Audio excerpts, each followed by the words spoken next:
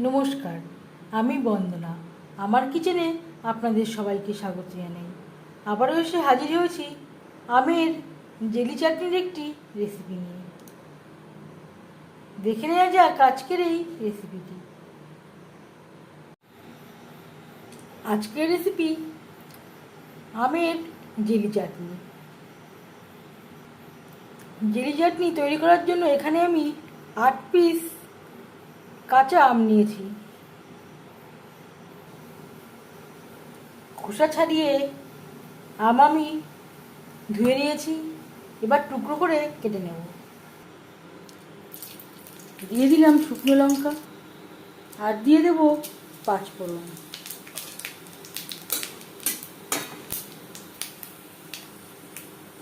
20-25 second ভেজে নেওয়ার পর দিয়ে দেবো আমে একটা কালার চলে এসছে, কিন্তু এখনও খুব টক রয়েছে।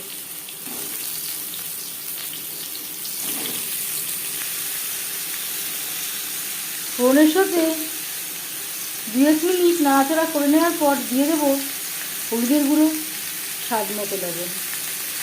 এই গরমে আমের চাটনি খেতে কেনা ভালোবাসে।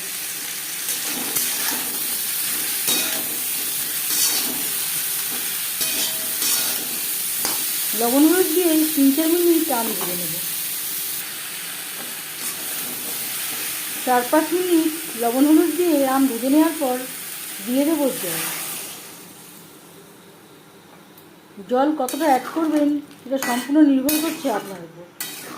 যেহেতু আমি এখানে জেলি চাটনি তৈরি করব, একেবারে খুব বেশি পাতলা তৈরি করব না।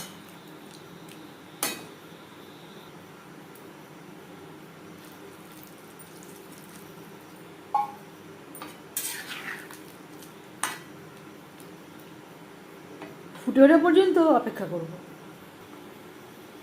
2-3 মিনিট ফুটিয়ে নেওয়ার পর দিয়ে দেবো চিনি।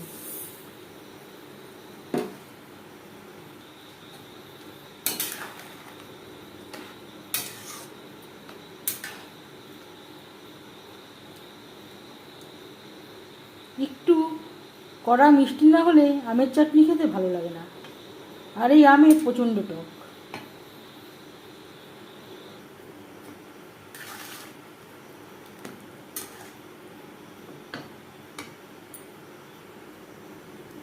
হাই টু মিডিয়াম ফ্লেমে আরও 7-8 মিনিট রান্না করব।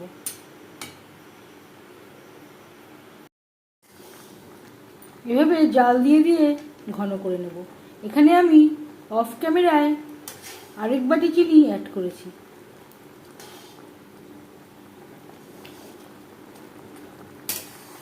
চিনির পরিমাণটা আপনারা কম বা বেশি করতে পারেন।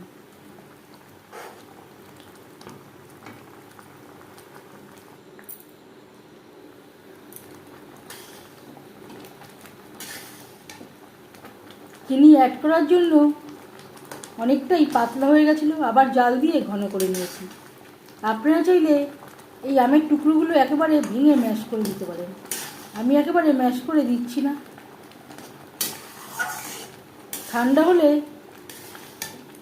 আরও অনেকটাই ঘন হয়ে যাবে। সবশেষে দিয়ে দেবো ভাজা মশলা। আরও 3-4 মিনিট রান্না করে নেওয়ার পর দিয়ে দেবো 1 চামচ ভাজা মশলা। এই ভাজা মশলায় রয়েছে জিরে, ধনে, তেজপাতা, শুকনো লঙ্কা, মৌরি, যেটা আমি শুকনো খোলায় ভেজে গুঁড়ো করে রেখেছিলাম। গ্যাসের ফ্লেমটা বন্ধ করে দেবো।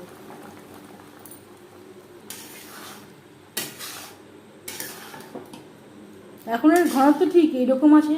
ঠান্ডা হলে এর থেকেও আরও বেশি ঘন হয়ে যাবে।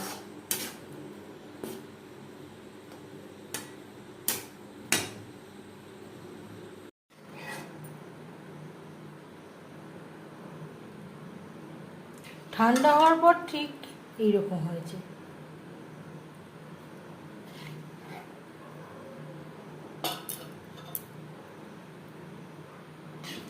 আমের চাটনি খেতে আমরা সবাই কম বেশি ভালোবাসি।